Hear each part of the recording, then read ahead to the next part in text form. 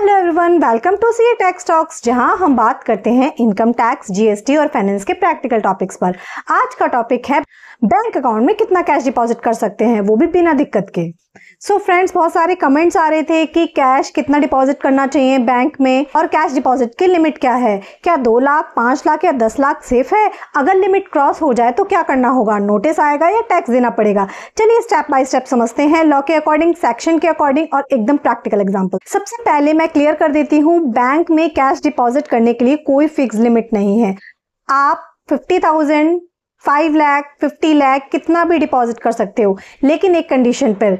ये कंडीशन है कि आपके पास उस कैश का वैलिड सोर्स होना चाहिए। इनकम टैक्स के सेक्शन 269 ST के अकॉर्डिंग एक दिन में किसी एक पर्सन से 2 लाख से ज्यादा कैश रिसीव नहीं कर सकते।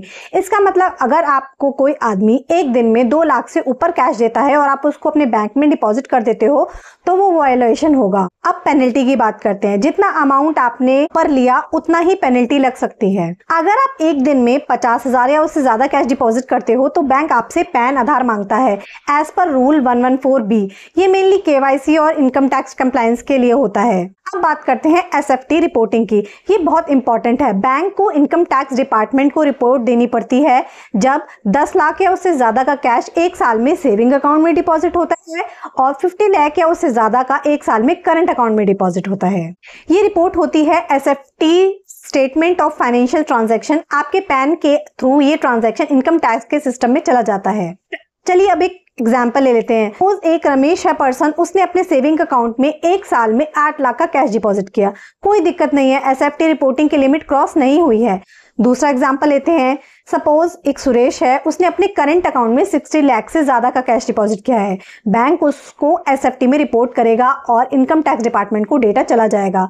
अगर सुरेश सोर्स एक्सप्लेन नहीं कर पाया तो नोटिस आएगा। चलिए अब बात करते हैं कि नोटिस कब आता है। नोटिस तब आएगा जब आपने ह्यूज ट्रांजैक्शन डिपॉजिट किया और ITR में उस इनकम का डिस्क्लोजर नहीं दिया, कैश डिपॉजिट का सोर्स मिसमैच हो गया। SFT रिपोर्टिंग के बेसिस पर income tax system red flag कर सकता है। चलिए एक बार अब समरी में समझ लेते हैं। बैंक अकाउंट में कैश डिपॉजिट की कोई फिक्स लिमिट नहीं है। एज पर 269 ST एक दिन में 2 लाख से ज्यादा एक पर्सन से कैश नहीं ले सकते। 50,000 से ऊपर कैश डिपॉजिट करने पर पैन और आधार मैंडेटरी है। सेविंग अकाउंट में 10 लाख और करंट अकाउंट में 50 लाख से ऊपर डिपॉजिट करने पर बैंक इनकम टैक्स को रिपोर्ट करेगा।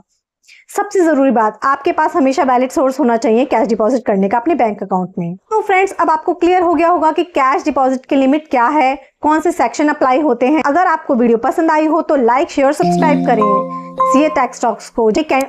और हमें कमेंट में जरूर लिखेगा कि आपने एक साल में अपने अकाउंट में मैक्सिमम कैश कितना डिपॉजिट किया है। मिलते हैं नेक्स्ट वीडियो में। Till then stay updated, stay informed, bye bye.